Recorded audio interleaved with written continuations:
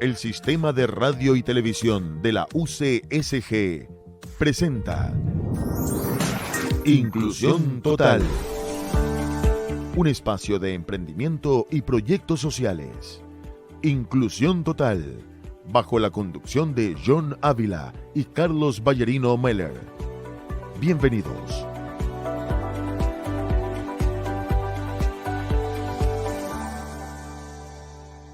Usted menciona la palabra espiritualidad.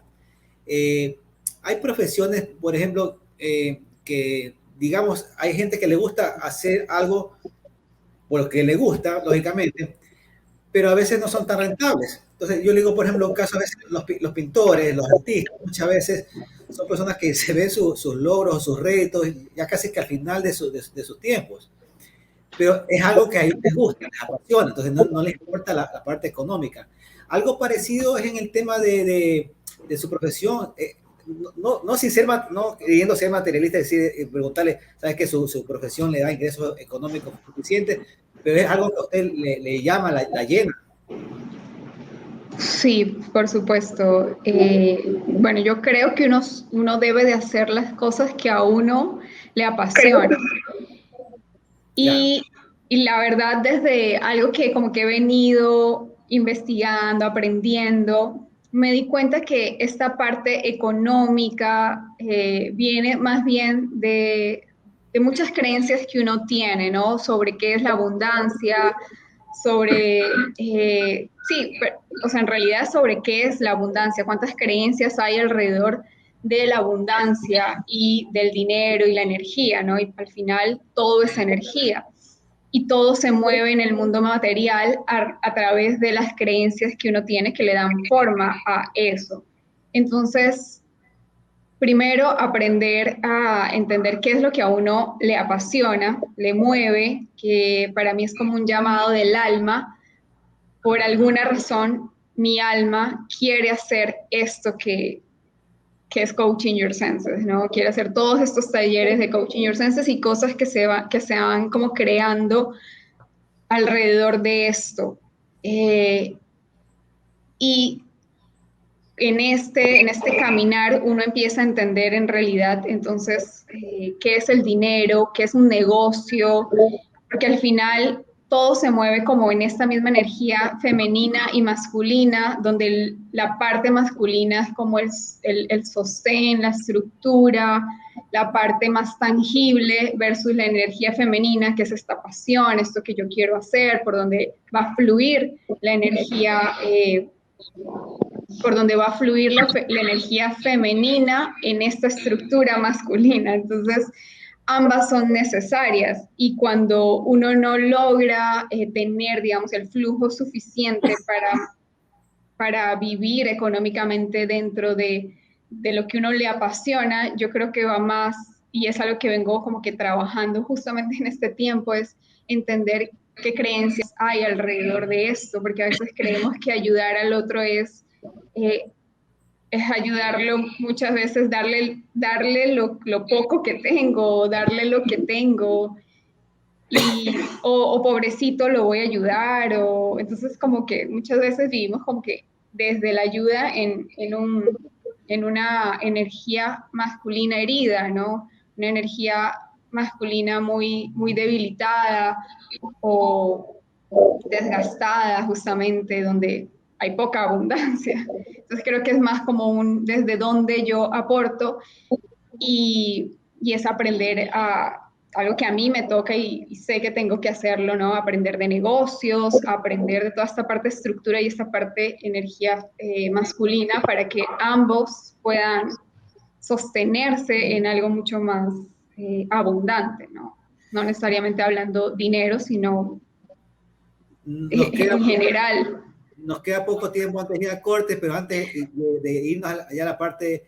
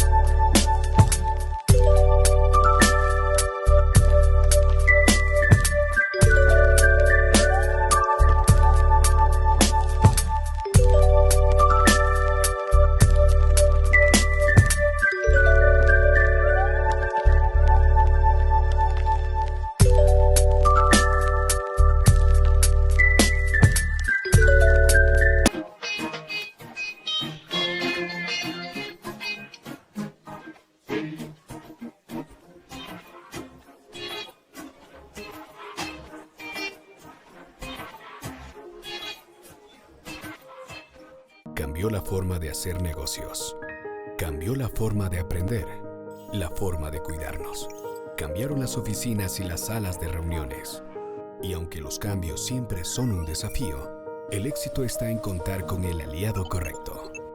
En utilizar la tecnología de hoy para ser la empresa que quieres ser mañana. El momento es ahora.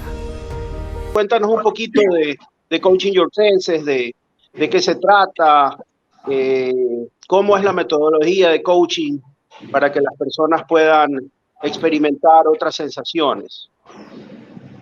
Bien, bueno, Coaching Your Senses nace a través de un aprendizaje que tuve con personas con discapacidad visual cuando trabajé en el municipio con ellos y a raíz de esta experiencia me di cuenta que las personas que ya habían, digamos, pasado su proceso de duelo, que ya habían aceptado su discapacidad, tenían una fortaleza interior impresionante, ¿no? Han logrado cosas que yo realmente me quedé sorprendida y maravillada por todas las cosas que logran, porque claro, yo al principio sí decía, cuando no conocía la discapacidad, sí decía como que pobrecitos, los voy a ayudar, desde esa buena intención que tenía, pero desde un lugar que no era el correcto, ¿no? Y versus cuando aprendí todo esto, los conocí, me relacioné con ellos, dije, wow, ningún pobrecito, o sea, todo lo que logran, todo lo que hacen y no lo sabemos, no lo conocemos, o sea, vemos la discapacidad y nos paramos desde, queremos ayudar a la persona con discapacidad cuando en realidad no necesariamente lo que están buscando es una ayuda, sino más bien como espacios donde podamos trabajar en conjunto y donde ellos también puedan poner sus propias ideas, ¿no? Porque por lo menos una persona con discapacidad visual o física no tiene un trastorno psicológico, o sea, su mente está lúcida, su mente está bien, entonces puede trabajarla como cualquiera de nosotros, ¿no? Como decías, entre comillas, los que estamos bien, los normales. Sí. Entonces, todos queremos ser incluidos, todos queremos que nos quieran, todos queremos que reconozcan nuestro trabajo. Y a raíz de eso entendí que en realidad vivimos en un mundo diverso, que cada persona tiene algo valiosísimo para aportar y que cuando entramos en el mundo de la discapacidad, en realidad entramos en una manera diferente de ver las cosas, una manera que nos abre y donde se caen muchos paradigmas, donde se caen muchas estructuras mentales, donde inclusive nos volvemos mucho más creativos, donde inclusive podemos aportarle a la empresa nuevas ideas, o sea, hasta para nuevos negocios, etc. Entonces, nos paramos desde la discapacidad, desde un punto que no, y que muchas veces desde ahí, justamente hablábamos de la abundancia, hablaba de la abundancia y la carencia, nos paramos desde la carencia, entonces es poco lo que se hace desde ahí. En cuanto al tema de resultados, cuando una vez que finalizan los talleres que tú realizas, ¿hay cambios en las personas, en los participantes, un antes y un después, o cambian un momentito y después vuelven a lo mismo? Pero hay una sensibilidad al ver de cómo es hacer algo a ciegas. Sí, bueno, yo creo que cada uno está en su propio proceso, a cada uno le toca de la manera en que desde Coaching Your Senses puede hacer, llega a ese corazón o a esa persona de la manera en que lo necesita, porque todos estamos de alguna forma en un proceso.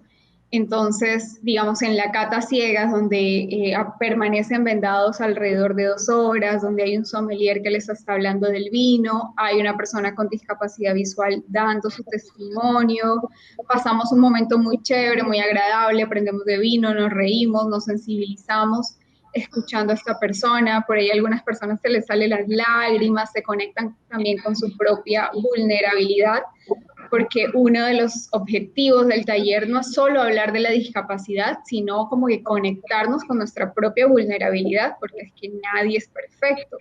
Todos los seres humanos somos vulnerables o hemos sido vulnerados de alguna manera, hemos sido tocados de alguna manera, entonces venimos con cicatrices, ¿no?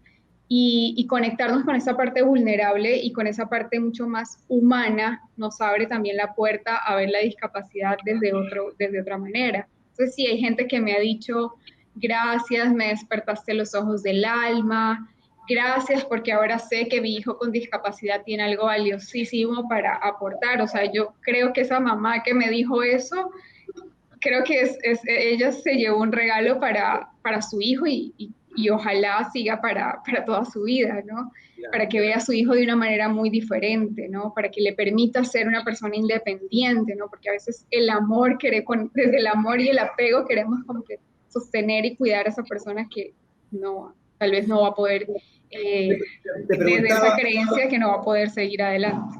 Te preguntaba esto porque a veces en ciertos talleres, tal vez sobre todo de motivación, ¿verdad?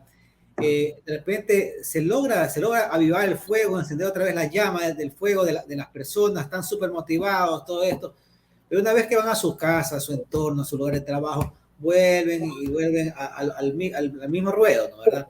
Entonces, no sé si este tipo de talleres ayuda a que el fuego o por lo menos la visión que se tiene hacia ciertas personas cambie radicalmente, ¿no? Yo opino y soy fiel creyente que la vida es un proceso y que ese proceso nunca termina y que Coaching Your Senses es como una puerta hacia ese proceso, ¿no? Y tal vez es una puerta que nos permite tocar fondo, tal vez sea, digamos, mucho más sensible, abrimos una capa muy sensible, pero no es un proceso que le va a cambiar la vida de la noche a la mañana a alguien, ¿no? Creo que eso es un diario vivir, eso es algo constante, es un trabajo de todos los días y este conocimiento y este despertar la vulnerabilidad, despertar la sensibilidad humana, es un conocerse a uno mismo cada vez más y eso es un trabajo de todos los días porque, como decía, nadie, digamos, la vida en sí no es perfecta y cuando creemos que ya hemos superado una barrera, de repente viene otra y nos baja la autoestima y no sabemos qué hacer, viene una pandemia y por más que hayamos hecho cursos, doctorados, maestrías, no sabemos qué vamos a hacer. Entonces la vida es un misterio en sí.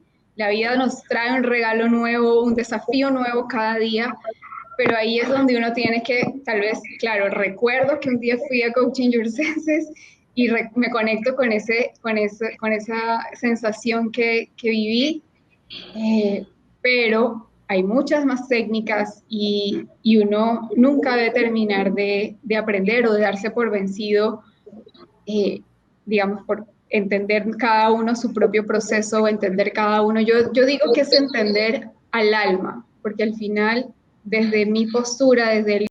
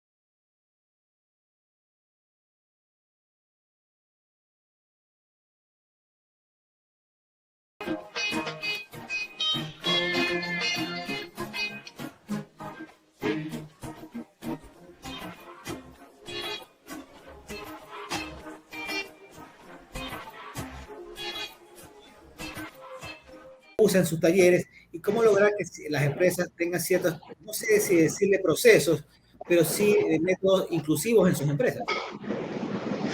Bueno, yo siempre digo que yo no soy una experta en discapacidad, pero mi consejo siempre es, si quieres conocer sobre discapacidad, ten un amigo con discapacidad, ¿no? Porque yo creo que una empresa puede llevar a un experto en discapacidad, pero en realidad uno logra entender a la discapacidad cuando uno tiene un amigo con discapacidad, cuando uno realmente se da el tiempo de conocer a una persona, de entenderla, de vivir, de ver cómo, por ejemplo, Joana. ¿Quién pensaría que Joana, mi amiga con discapacidad visual, va al cine o quiere ir al cine? Claro. ¿Quién pensaría que a un ciego le interesa ir al cine? Claro. Bueno, a ella le interesa y hasta el día que ella me dijo, Marian, ¿por qué no nos vamos al cine? Yo, ¿al cine? Vámonos al cine. Vámonos de viaje. ¿Sí? Entonces, y enojémonos, peleémonos. Te digo lo que no me gusta de ti, dime lo que no te gusta de mí. O sea, como con cualquier persona, cuando uno realmente quiere entenderla, qué le hace bien, qué le hace mal.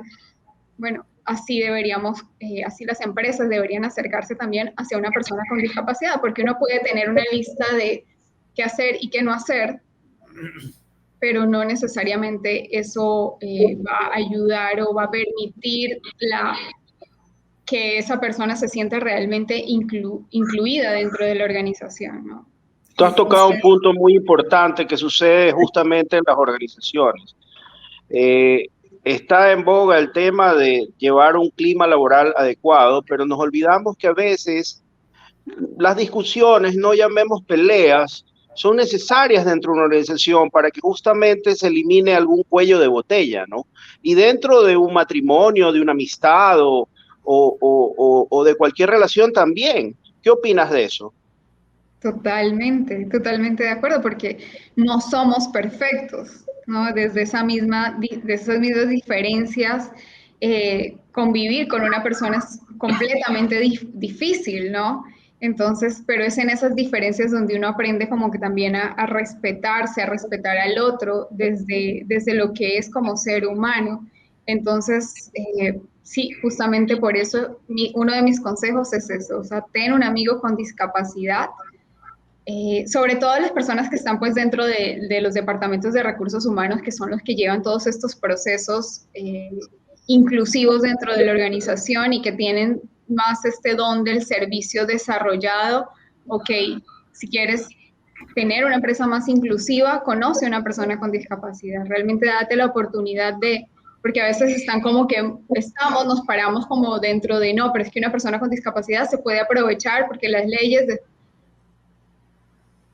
y eso puede pasar con personas con discapacidad o sin discapacidad, en realidad. Correcto. Es un poco también la gente, digamos, en general, no tiene esta buena relación con una persona con discapacidad porque lo ve diferente. Es como el racista, ¿no? Que porque la otra persona es de otro color, no es amiga de esa persona, ¿no? Entonces, eso es importante a través de estas metodologías y de esta bandera que has izado, Marian, ir cambiando eso, ¿verdad? Exactamente. Entonces, Marian, entrando ya en este tercer bloque con...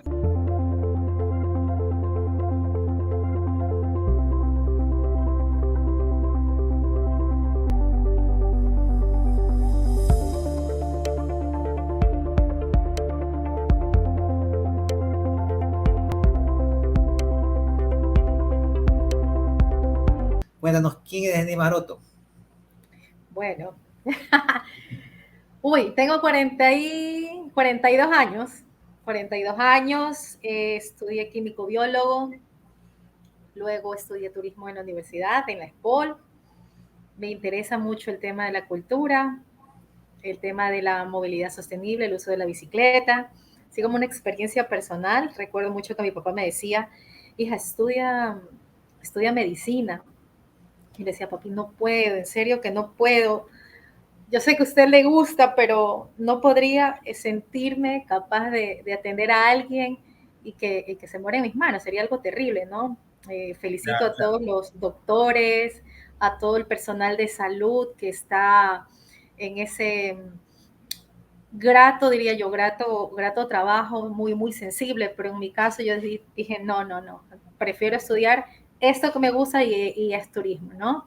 Y paulatinamente, bueno, no me he alejado tanto del tema social, hice una maestría de gestión de proyectos agroturísticos y ecológicos, y mi proyecto fue ligado al adulto mayor, una propuesta de turismo en agroturismo para adultos mayores de la ciudad de Guayaquil. ¿Y tu hogar, cómo es tu núcleo familiar? ¿Cuántos hermanos son? ¿A qué se dedica tu papi? Sí, sí, justamente ¿Cuál es la fundación? Bueno, Andare es una fundación, una ONG que sale a la luz en el 2018. Previo a eso, pues yo trabajaba en temas culturales, trabajé en la Captur Guayas por 10 años, después salí y me involucré con temas culturales y temas de movilidad sostenible, el conocer la bicicleta como un medio de transporte y también una herramienta de empoderamiento femenino. Luego ya me caso y pues tengo mi hija y entiendo ya la vida de otra manera. Me parece que la ciudad ya no es tan adecuada ni tan óptima para todas las personas. Si tienes un pequeño y vas con tu coche, chuzo, o sea, si está cerrado por alguna razón este espacio, si vas y la vía está un poco eh, desgastada y tiene huecos, es bastante incómodo. Entonces dije, bueno, mira, va cambiando la percepción de vida. Y entonces decidimos trabajar con propuestas de turismo accesible e inclusivo, que es lo que venimos llevando, y es el fomento, a través de Anderecu fomentamos la cultura de la inclusión en la actividad turística. Ese es el concepto más corto de qué hacemos. ¿Y cómo has visto los avances? ¿Cómo estamos en comparación hace, por ejemplo, 10 años, digamos? Mira, en base a la investigación y al seguimiento, te hablo del 2018 que iniciamos con este trabajo. Te podría decir que desde el 2007 Ecuador empieza con una propuesta de incluir a las personas con discapacidad como un grupo prioritario. Esto entendiendo que hubo un vicepresidente que impulsó mucho estas propuestas de inclusión. Paulatinamente ha ido avanzando, no vamos a decir que no, incluso a nivel a nivel internacional, Ecuador es reconocido muchísimo por la política pública. Pero eso no quiere decir que hayamos llegado al nivel que deberíamos llegar. Existe mucha letra, existen muchas estrategias, políticas de acción, incluso a largo plazo, pero no están plenamente realizadas. ¿Por qué te comparto esto?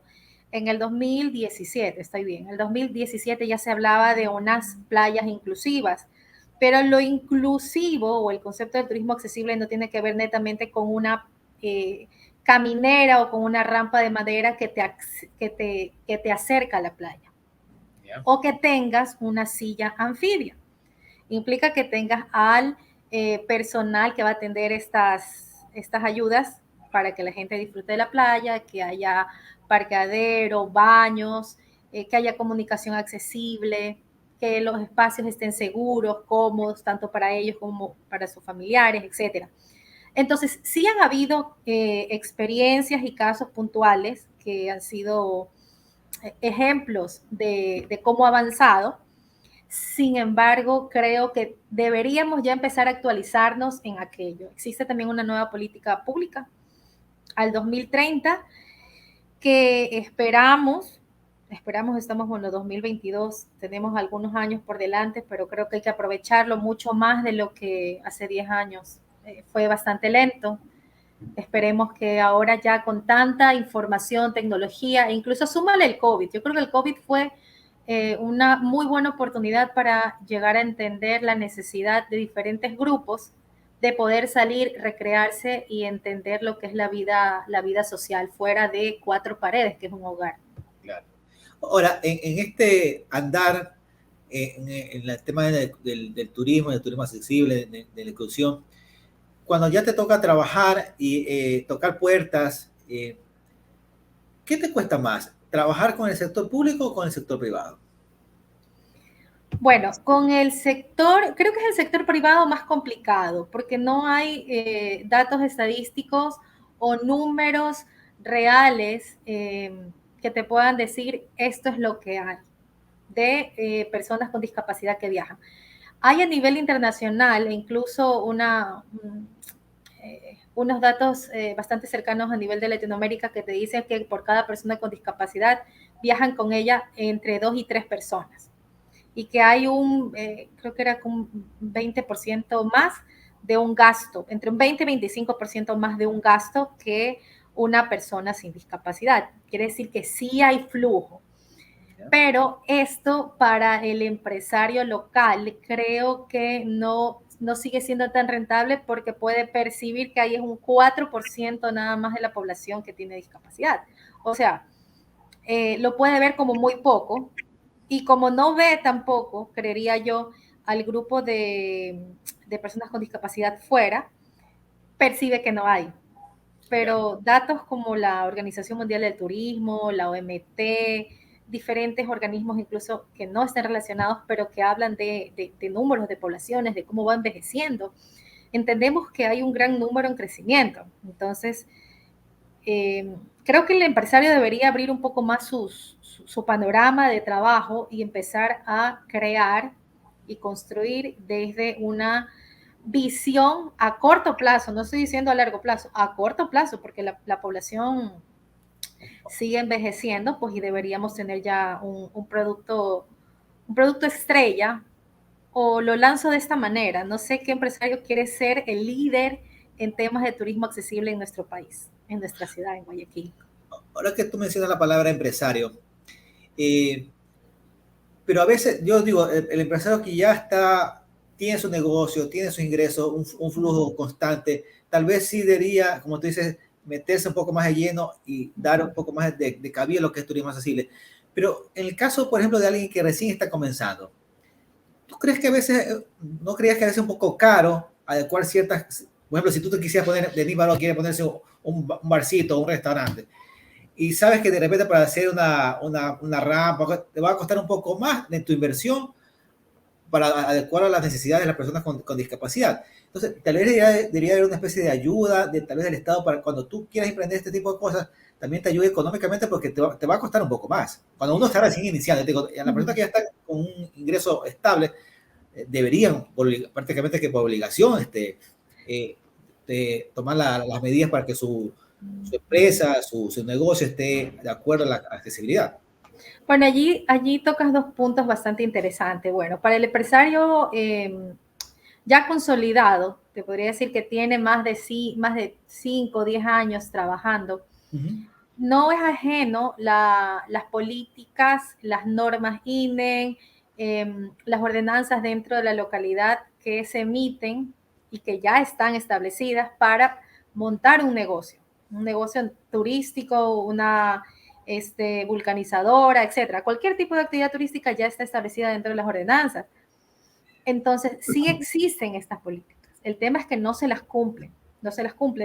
Te hablo de un restaurante o de un bar.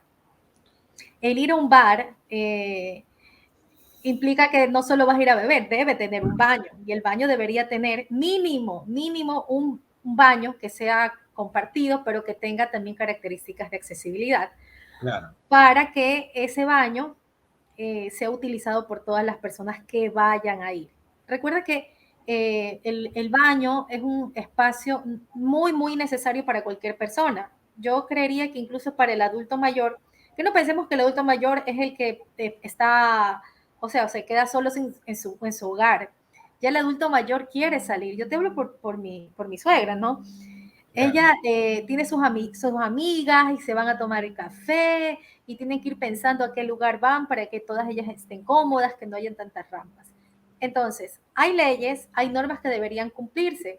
Sin embargo, entiendo también que como política pública, el gobierno, bueno, está dentro de este documento, que es la Política Pública de Turismo Accesible al 2030, que se espera también dar ciertos incentivos a establecimientos que tengan y cumplan con estas facilidades. En realidad, no creo que sea tan costoso. Si ya desde el principio hay un tema que lo manejan los arquitectos. Si tú construyes desde el inicio con estos parámetros de accesibilidad universal, es decir, la rampa, el baño, el mostrador, no vas a tener que andar haciendo estos cambios paulatinamente. O sea, no va a tener que tumbar y después va a poder hacer. Exacto, exacto, no lo va a tener que hacer.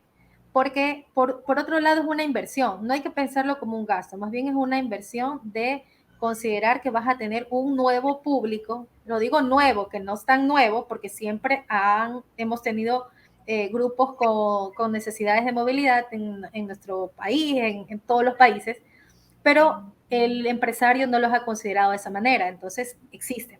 Puede ser para ellos nuevo, pero pues bueno, hay que apostarle. Sí. Hay que apostarle.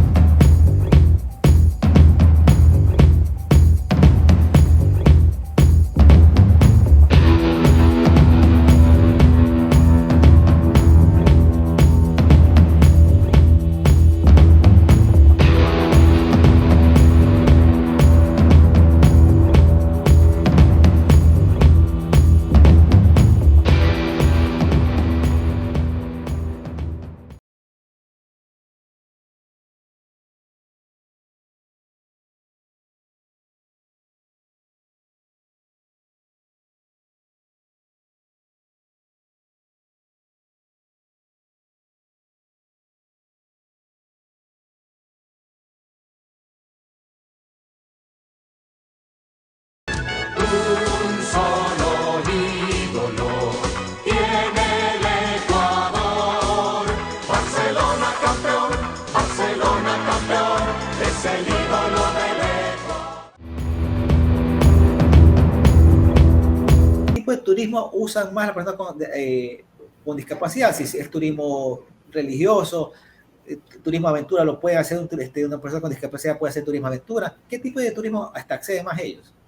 Bueno, te voy a dar unos datos más reales de las experiencias que hemos tenido como Andargu al hacer las salidas recreativas inclusivas. Hicimos en el 2018, 2019, que todavía podíamos hacer estas salidas, por luego vino la pandemia.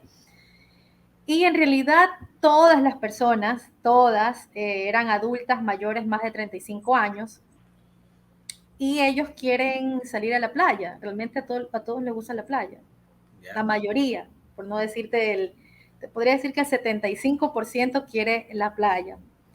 Esto nos lleva un poco más a afianzar el tema que tienen el concepto de la discapacidad. Claro, existen ellos, pero son personas. Si te pongo el caso de la gente de la sierra, ellos también, claro, ya tienen montaña y ¿qué es lo que quieren? ¿Quieren irse a dónde?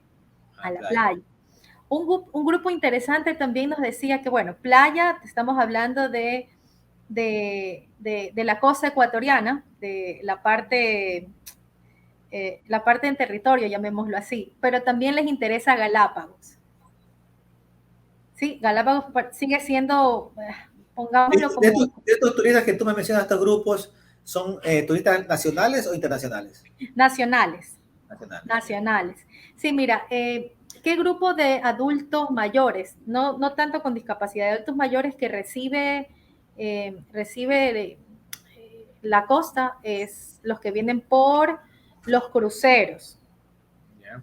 En su mayoría pueden ser de Estados Unidos, ya hablamos de Norteamérica, o pueden ser de Europa, pero recuerda que pueden ser adultos mayores, pero tienen una movilidad bastante proactiva, no necesitan mayor asistencia porque se movilizan por ellos, ¿no? Puede que sí tengan alguna necesidad en específica, por eso ya la manejan directamente con la agencia que les está haciendo la operación de turismo.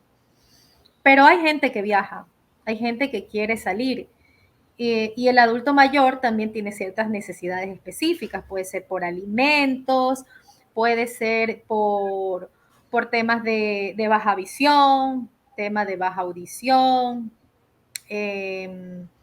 eso de manera particular, si estamos hablando del adulto mayor, pero de que quieren viajar, todos quieren viajar, y cuando vienen acá por algunas horas, se los llevan a Naranjal, entiendo, playas. Ahora, en el tema de, por ejemplo, del turismo accesible, en cuanto a lo que es infraestructura, que tú me mencionas baños, que mesones, este tipo accesos. Creo que hemos avanzado bastante, pero por ejemplo, si alguien quiere, qué sé yo, subirse a una taravita o el tipo de turismo aventura, no digamos irnos a baños, digamos aquí en la provincia de Guayas queremos irnos a Bucayo o algo ahí. ¿Hay accesibilidad para que ellos puedan hacer también ese tipo de turismo? Mira, no conozco directamente, voy a ser súper honesta, no tengo esa información. Eso podría tenerlo el Mintur que está haciendo. Yo tengo un catastro del 2019, un catastro de establecimientos accesibles que tiene el Mintur. Te hablo de Guayas, tiene 18 establecimientos, 18. De estos 18, te puedo decir que 15 son, a ver, el 99%, más bien, el 99% son hoteles. De estos hoteles, la mayoría son de lujo, de 5 y 4 estrellas. Te estoy hablando que son hoteles muy de élite, llamémoslo de esa manera. Y estaban, por lo menos hasta ese tiempo, categorizados como accesibles y medianamente accesibles. Esa es la información pública que la tengo por solicitud de nuestra organización, pero no me dice cuán accesible es para qué discapacidad, porque no es lo mismo para alguien, un usuario de silla de ruedas, que quizás para una persona ciega.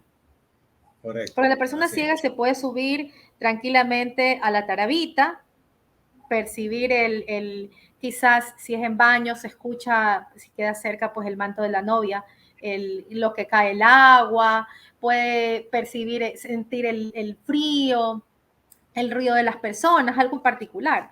Pero una persona en silla de ruedas pues necesita que esta cabina sea un poco más amplia para que pueda entrar él con su silla de ruedas, o que ellos tengan una silla mucho más angosta, como ese es el servicio que se da cuando se hace, en otros países lo he visto. Hay sillas que les dicen sillas Joliet y son unas sillas angostas, va la persona en silla de ruedas sentada sobre esta silla, pero tienen unos extremos como unos tubos.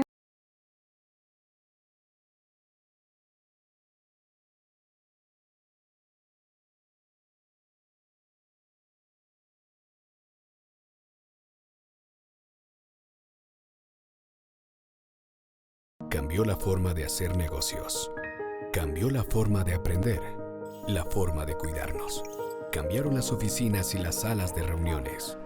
Y aunque los cambios siempre son un desafío, el éxito está en contar con el aliado correcto. En utilizar la tecnología de hoy para ser la empresa que quieres ser mañana. El momento es ahora. La psicóloga Anita Obando, hemos hablado un poco brevemente de su infancia y adolescencia, antes de que ella se empape y se nutra de lo que es el tema del autismo. Ahora bien, Anita, un factor común que yo he encontrado con las personas que he entrevistado en muchos temas de discapacidad y lo que tiene que ver con autismo y Asperger, es que normalmente las madres son las que han investigado, porque han encontrado o poco o ningún apoyo en instituciones públicas o privadas para educar a sus hijos. ¿Cuánto le costó a usted eso? Bueno, en el año que diagnosticaron a mi hijo, que fue en el 2012, no había mucha información y sí fue bastante complicado encontrar profesionales que sepan sobre el tema. Uno pasaba de psicólogo en psicólogo, había psicólogos en esa época que le decían, yo los diagnostico al año y a los 2 años yo lo tengo curado. Cuando comenzamos a investigar, porque nos dijeron que lo probable es que él fuera Asperger, comenzamos a leer con mi esposo y ya teníamos una noción de lo que significaba, de lo que era, de qué se trataba, y sabíamos que era un trastorno que iba a durar toda la vida. Entonces, cuando nos decían eso, ya sabíamos que por ahí no era, ¿no? Encontré una profesional que la quiero muchísimo, la psicóloga Claudia Muñoz. Ella venía de afuera de hacer su trabajo de autismo desde Alemania, y nos pudo explicar todo sobre el tema, nos dio el diagnóstico, lo evaluó a mi hijo. Por fin encontramos respuestas y cosas que tenían sentido. Entonces estuvimos muy agradecidos con ella porque nos dio bastantes pautas, pero lo primero que nos dijo fue que él necesitaba terapia de integración sensorial. Llamé a las universidades, busqué en las redes, pregunté a profesionales y nadie tenía idea de lo que era integración sensorial. Justamente vi que hacían integración sensorial en Perú y en Chile. Entonces veo que había un terapeuta ocupacional, que es Carlos Ross, que tenía su centro en Chile. Ajá. Justamente Autismo Ecuador lo traía para un taller.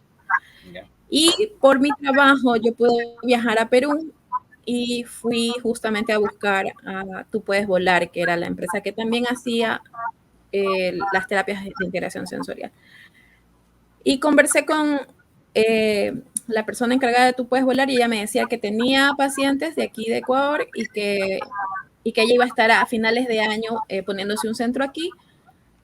Y también, mientras Carlos estuvo aquí, él evaluó a mi hijo y me dio muchas indicaciones para hacerlas en casa. Entonces, poco a poco me fui metiendo más en el tema, fui investigando, leyendo, buscando padres en otros países, siguiendo recomendaciones de personas que ya estaban en el camino. Y de eso se trata mucho el autismo, ¿no? La verdad es que los padres logran cambios maravillosos, logran avances, y es lo que siempre yo ahora como profesional recomiendo, que se involucren porque realmente es uno el que logra ver los cambios en el día a día, porque es el que más tiempo pasa con los hijos. Claro.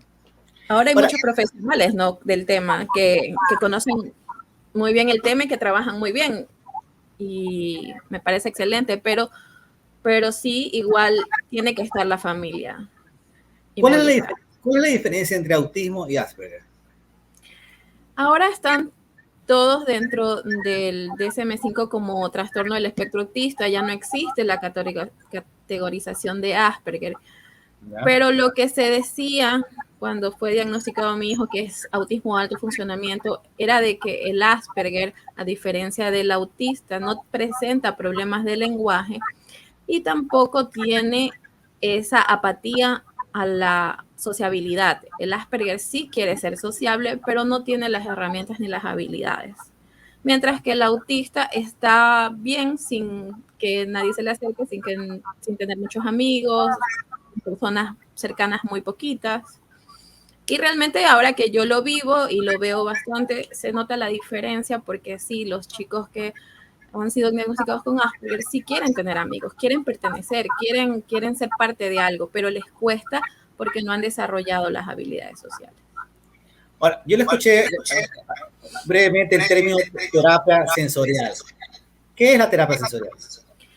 La terapia de integración sensorial es la que trabaja todo lo que tiene que ver con la parte sensorial, la vista, la parte auditiva, el sistema vestibular, el propioceptivo, que son los que nos dan equilibrio, los que nos hacen tener una idea de dónde está nuestro cuerpo y cómo estamos ubicados en el espacio.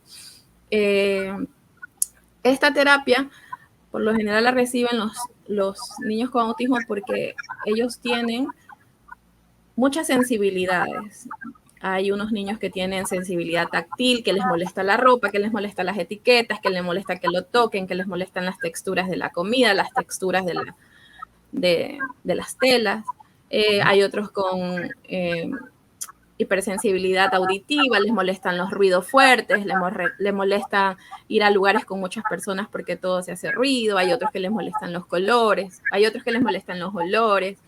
Y así hay mucha hipersensibilidad cuando no está el sistema bien integrado. Entonces, esta terapia ayuda justamente a eso. Es como la base de todo porque ayudan a que el chico se regule y pueda enfrentarse al mundo. Porque imagínense usted con todos los sentidos desregulados, salir a un centro comercial, ir a un parque de diversiones en donde yo me voy a tapar los oídos, me voy a poner a gritar. quiero salir corriendo. Y muchos de esos comportamientos los vemos en los chicos con autismo. Anita, si yo o cualquier persona tiene un hijo, ¿en qué momento se puede detectar esto aquí? O sea, apenas nace, lógicamente no se va a poder ver. O sea, ¿en qué momento se los puede ir ya llevando y dándose cuenta del diagnóstico que podría tener? Antes se decía que era a partir de los 5 años que entraba a la escuela, pero realmente dependiendo de la severidad del autismo se puede notar al año, si el niño no mira a la mamá cuando le está dando de lactar, si no hay la sonrisa social, si ya tiene las características del autismo muy notorias, se puede ver desde bebé.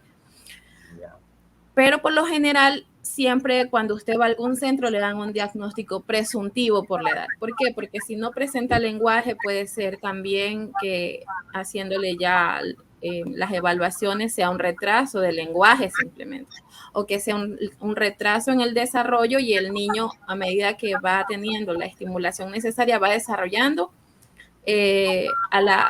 para llegar a la edad con las habilidades que tiene que tener. Entonces, siempre se da o la gente recibe un diagnóstico presuntivo y por lo general a partir de los 4 años les dan un diagnóstico formal.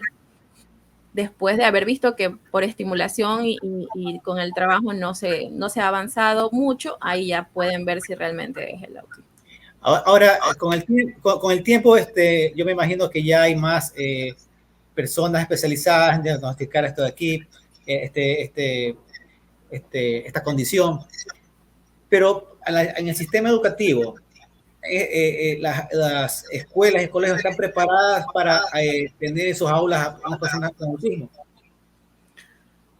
Bueno, la verdad es que todavía, ahora ya tenemos muchos profesionales muy buenos, como yo le indicaba. O sea, justamente usted entrevistó a Alejandro Pesantes, ahí está. Alejandro, sí. Yo lo conozco como Alejandro. Está, como le decía, Claudia Muñoz, está María Fernanda Chan de Centro Enigma. Hay profesionales muy buenos realmente. Aquí en Guayaquil yo conozco muchos y en Quito algunos. Pero sí, el tema de la escuela todavía es un problema. Usted encuentra cada año padres buscando, es una escuela primero donde le acepten al niño, porque muchas veces le dicen hay cupo, pero cuando le dice que tiene autismo le dicen no, ya no se puede. Y a veces también los aceptan, pero el niño está en un rincón dibujando toda la escolaridad, que no es una inclusión ni tampoco la manera de manejar estos casos. Entonces, se hace, por ejemplo, yo conozco un psicólogo que es Pedro Díaz, él, por ejemplo, da capacitaciones y cada vez que voy a una capacitación de él veo más maestros que quieren conocer, que quieren saber qué hacer, que quieren saber cómo manejar el aula. Pero Anita, de repente ya supongamos que el sistema poco a poco hay muy buenos profesionales y se puede capacitar a los docentes, pero los alumnos, los compañeros estarían preparados como para poder interrelacionarse con ellos. Sí, la verdad es que yo recomiendo siempre de que se socialice cuando hay padres que tienen a sus hijos escolarizados en colegios regulares. Les digo que socialicen el tema con los compañeros. Los chicos suelen ser muy buenos para poder, cuando hay estos casos, si se socializa desde el inicio, los chicos colaboran. En la escuela que está mi hijo, por ejemplo, desde que él entró, se sociabilizó. Carlos Ross fue conmigo y dio una charla a los maestros, le explicamos a los compañeros y los compañeros colaboraban mucho. Si es que a él le molestaban los ruidos, los amiguitos decían, ya llegó Javier, no griten, ya no se peleen que a Javier no le gusta, y colaboraron mucho, eran muy buenos chicos y bueno, siguen siendo los compañeros actualmente. Pero para mí es importante que el chico sepa su diagnóstico y se pueda socializar con sus pares para que...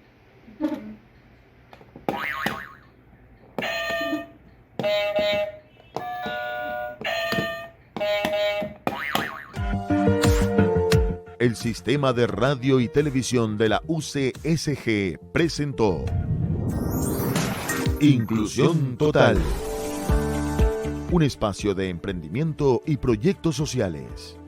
Inclusión Total, bajo la conducción de John Ávila y Carlos Ballerino Meller.